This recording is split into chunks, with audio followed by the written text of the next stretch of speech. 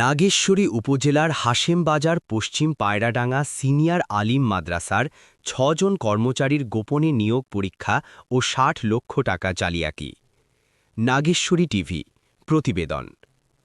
কুড়িগ্রাম জেলার নাগেশ্বরী উপজেলা ও পৌরসভার ৮ নং ওয়ার্ডের ডাকঘর দিঘিরপাড় মহল্লা হাশেমবাজার সংলগ্ন পশ্চিম পায়রাডাঙ্গা সিনিয়র আলিম মাদ্রাসার অধ্যক্ষ ফ্যাসিস্ট বামনডাঙ্গা ইউনিয়নের পতিত আওয়ামী লীগ ওলামা লীগের সহসভাপতি আমিনুর রহমান, সাজানো কমিটির সভাপতি আলামিন, সদস্য জহুরুল ইসলাম ও কয়েকজন অতি কৌশলে প্রতিষ্ঠানের ৭ জন কর্মচারী নিয়োগ বিজ্ঞপ্তি প্রকাশ করে। ইতিপূর্বেও অধ্যক্ষ আমিনুর রহমান পতিত আওয়ামী লীগ নেতার দাপটে প্রায় ১০-১২ জনকে গোপনে নিয়োগ দিয়ে অধ্যক্ষ আমিনুর রহমান প্রায় ২ কোটি টাকা দিয়ে নিয়েছেন।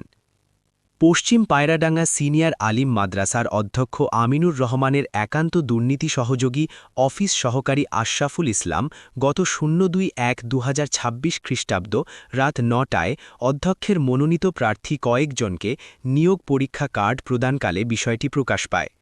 এর কিছুক্ষণের মধ্যেই বিষয়টি নিয়ে এলাকায় বিরোধ ও ক্ষোভের সৃষ্টি হয়। সুনির্দিষ্ট অভিযোগ রয়েছে, পত্র গোপন নিয়োগের ৭ জন প্রার্থীর মধ্যে ৬ জন কর্মচারী প্রার্থীকে নিয়োগ দেওয়ার চুক্তিভিত্তিক অধ্যক্ষ ফ্যাসিস্ট পতিত আওয়ামী লীগের ওলামা লীগ নেতা আমিনুর রহমান ৬০ লক্ষ টাকা হাতিয়ে নিয়েছেন।